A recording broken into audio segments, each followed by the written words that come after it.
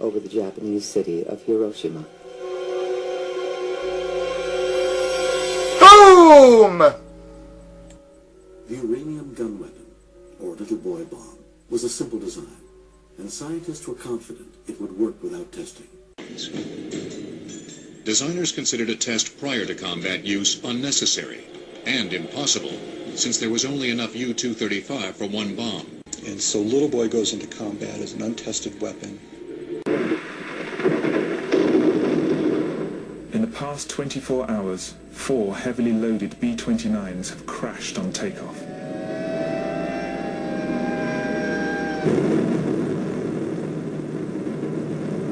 Parsons' greatest nightmare is the catastrophic consequences of a similar crash, this time with a fully armed atomic bomb on board.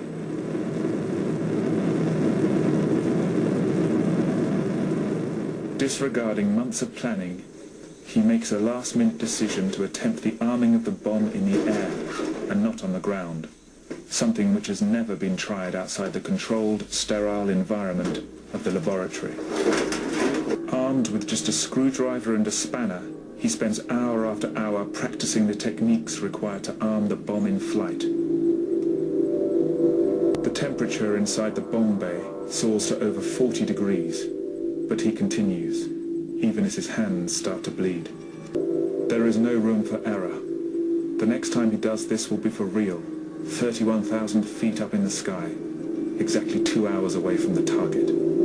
This is padding the narrative in order to make the very dull story of dropping a bomb more exciting, and to sculpt it into a triumph against the odds.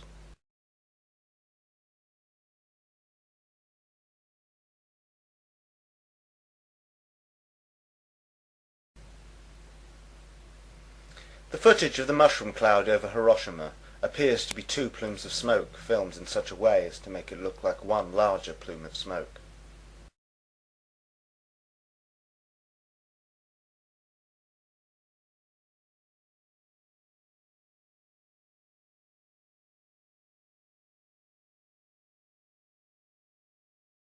"8:18. My God, what have we done?"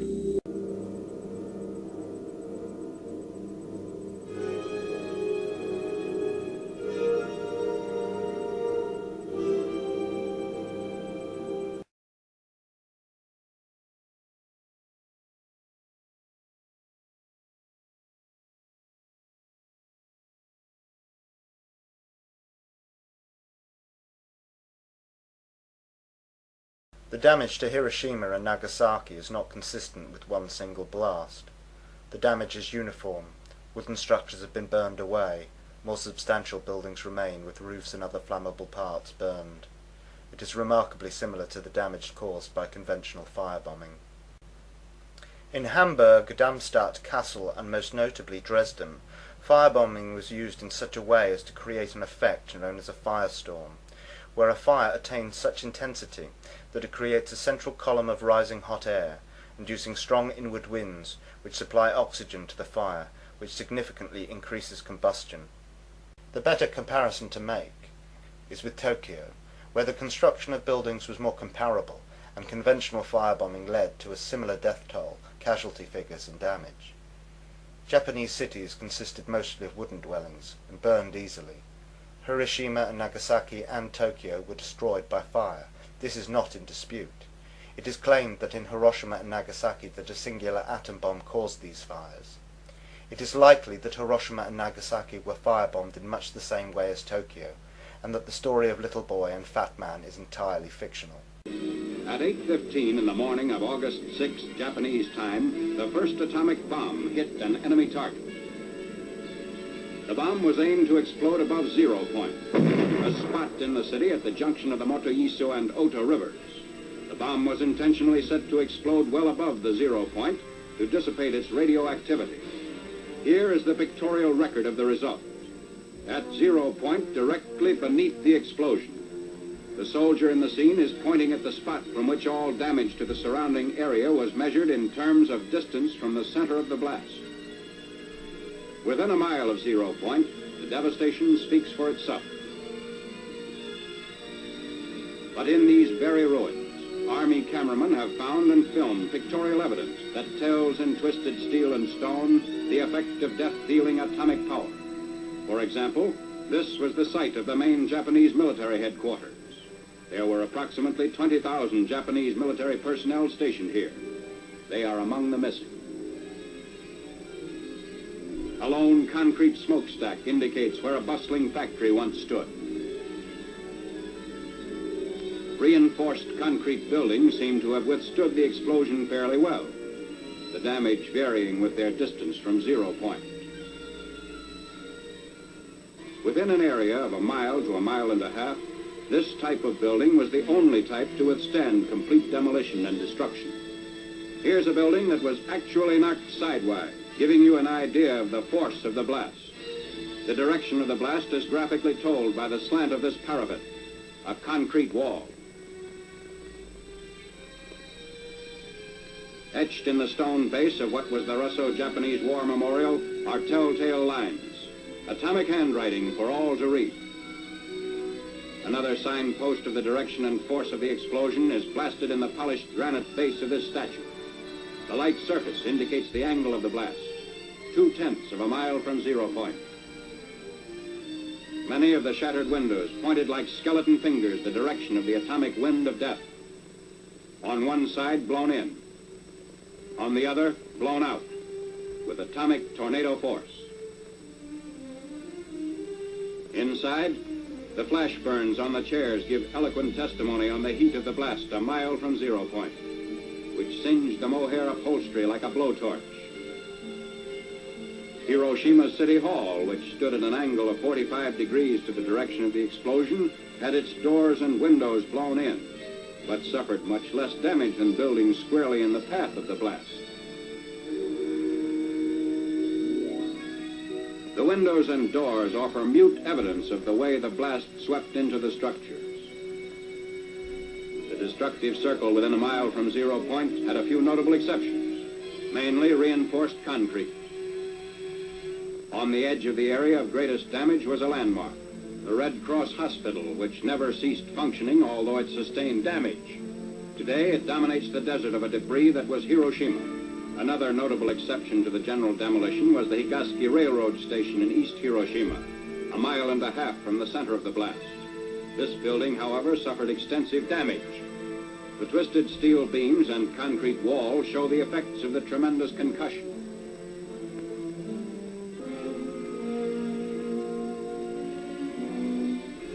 What's left of the Commercial Museum, within 0.2 of a mile of 0 point, also gives indication of the tremendous push of the explosion. The downward force of the blast turned the roof of the Commercial Museum into a reservoir. Amazingly enough, bridges did not suffer too badly at Hiroshima. This steel rail bridge, 1 mile from 0 point, had the side toward the explosion virtually blasted by flying particles, which removed almost all the paint. But the side away from the explosion did not need a new paint job. Roads in the area fared better than buildings or bridges. Shortly after the fires died down, traffic was resumed. Today, these highways through the ruins are again in use. Beside our military traffic trudge the survivors of vanished Hiroshima, the first city in history to be atom-bombed into oblivion. It would be easy to ensure the bomber crews responsible for the firebombing of Hiroshima and Nagasaki didn't survive the war. And it would be easy to convince people to lie, with bribes and with the idea that it is a noble lie that would bring an end to the war.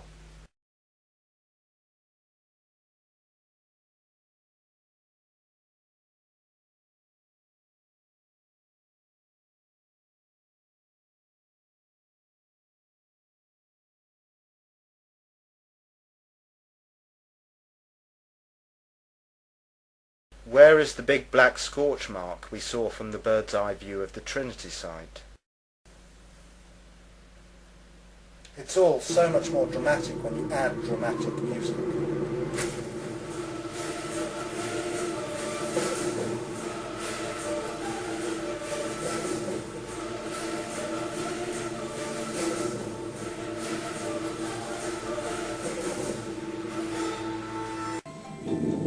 Although Although Trinity had been a success, questions remained about Fat Man.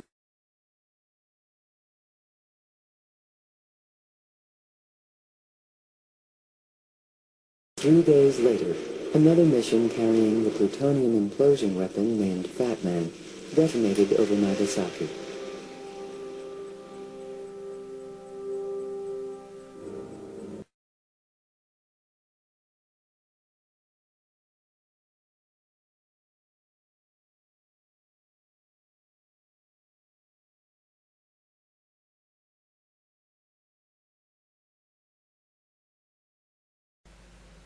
Cue the dramatic music.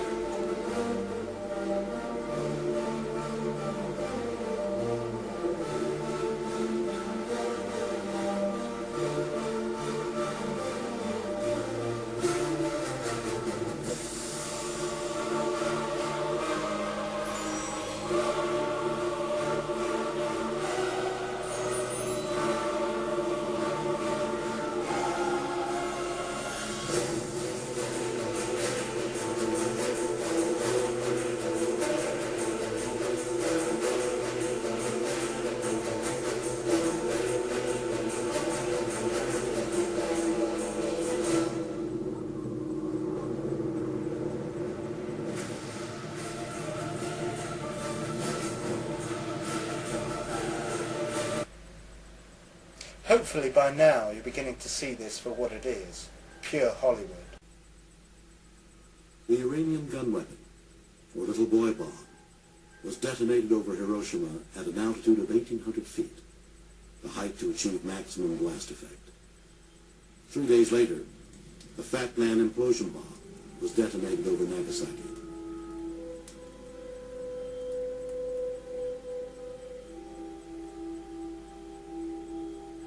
In Hiroshima, 70,000 people were killed or listed as missing.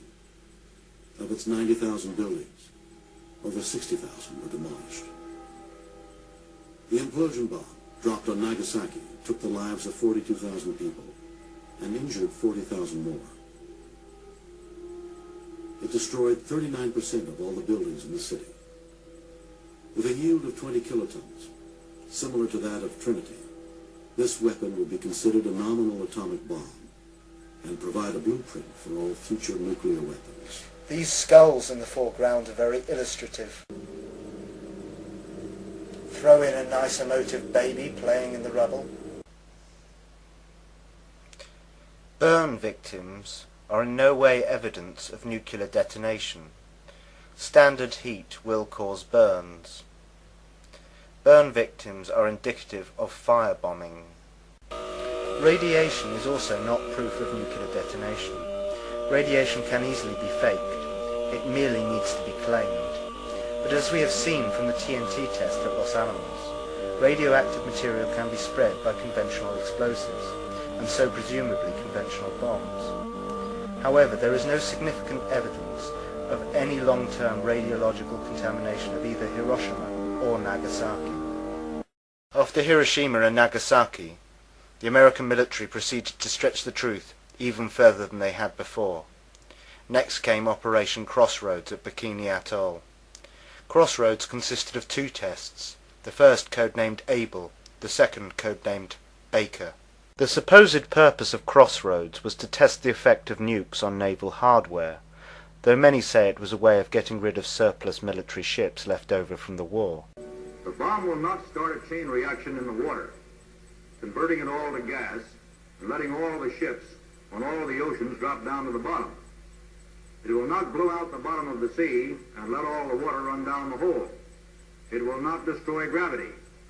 I am not an atomic playboy, as one of my critics labeled me, exploding these bombs to satisfy my personal whim. By dismissing the absurd, you can camouflage the ridiculous as plausible. Able, supposedly dropped from a plane, was likely a large conventional bomb.